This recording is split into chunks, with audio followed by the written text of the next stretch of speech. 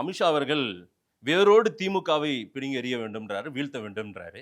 வேரோடு வீழ்த்த வேண்டும் அப்படின்னா நமக்கு இங்க வேர் இருக்கணும், அல்லது விதை இப்பதான் நம்ம போட ஆரம்பிச்சிருக்கோம். இங்க நம்ம அவ்வளவு ஸ்ட்ரென்த்ல எப்படி வேரோடு வீழ்த்த முடியும்? பிஜேபிக்கு வேர் இருக்கிறது, விதை இருக்கிறது, அது விருட்சமாக வளர்ந்து கொண்டிருக்கிறது. அது ஒண்ணு. திமுக வீழ்த்துறதுக்கு சில விஷயங்கள் தேவைப்படுது, அதை செய்வாங்களான்னு பார்க்கணும். செஞ்சாங்கன்னா எல்லாமே சாத்தியம். சாத்தியப்படாத விஷயம் எதுவுமே கிடையாது.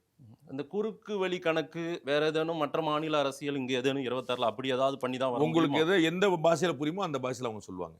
ஆ, உங்களுக்கு எந்த பாஷையில புரியுமோ அந்த பாஷையில சொல்லுவாங்க. ஜெயிச்சிருவாங்கன்றீங்க 26ல. அது நான் சொல்லவே இல்லை. இப்போ வரைக்கும் நான் ஒரு இடத்துல சொன்னேன்னு சொல்லிடுங்க. நான் அது ஒரு கடினமான விஷயம் நடக்காதுன்னு சொல்லாது. நான் உங்களுக்கு ஏற்கனவே சொன்னேன், அளந்து காட்டினேன்.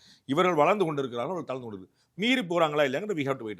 நான் கண்ணை மூடிட்டு வந்து அவங்க ஜெயிச்சிருவாங்கன்னு சொல்றாலும் நான் கிடையாது. ஒரு 4 பேட்டிக்கு முன்னாடி சொன்னீங்க அமித்ஷா இனிமேல் அடிக்கடி வருவார் பாருங்க அப்படின்னு. சொன்ன நடந்துச்சா? நடந்துனே இருக்கு. அதை தான் நான் சொல்றேன். நான் சொல்லலாம் நடக்குதுன்னு சொல்றேன். அதுல நீங்க ஆசைப்படுறேன்னு ஒரு பொய் சொல்றீங்க பாத்தீங்களா, அது இன்னும் நடக்குது. இல்ல 7 முறை வந்து போனார் மோடி வந்து நாடாளுமன்ற தேர்தல். அப்ப ஒருத்தர் கூட அனுப்ப முடியல. 18% வாங்கியாச்சு. 18% தனியா ஒரு பிரதிநிதி திமுக பரவாயில்லைங்க. அது என்ன அண்ணாமலை கூட போக முடியல. அதெல்லாம் ஒண்ணு. 91ல திமுக என்னாச்சுங்க சொல்லுங்க. ரெண்டு பேர் என்னாச்சுங்க? திமுக போயிருச்சா? இல்ல, அவ்வளவுதான். அதனால ஒண்ணும் பிரச்சனை கிடையாது. ஒரு தடவை தோல்வி, ஒரு தடவை வெற்றிலாம் கணக்கா? அதுல ஒரு மேட்டரா? 2014ல திமுக எத்தனை எம்பி இருந்தாங்க? 2014ல இல்ல. 2004ல அதிமுக எத்தனை எம்பி இருந்தாங்க? இல்ல. அவ்வளவுதான். அதுக்கப்புறம் கட்சி வராம போயிருச்சானா, ஆட்சிக்கு வராம போயிருச்சானே, அது ஒரு மேட்டரா?